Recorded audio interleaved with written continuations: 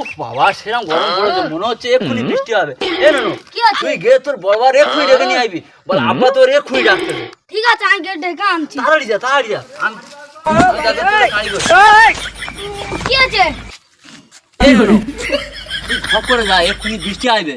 গিয়ে এই সময় গিয়ে পেয়ারা গাছে ডালটা বেঁধে দিয়ে আইবি, দিলে পেয়ারা ভালো হবে। তুই ঝপ করে যা। ঠিক আছে যাচ্ছি। আর আব্বা বলেছে পেয়ারা গাছে ডাল বাঁধলে নাকি বয়সের সময় পেয়ারা বেশি হয়। যাই গিয়ে বেঁধে দিয়ে আসি। পেয়ারা গাছে ডাল বেঁধে গেছি, আব্বা গাছকে বলবো পেয়ারা গাছে ডাল বেঁধে দিই।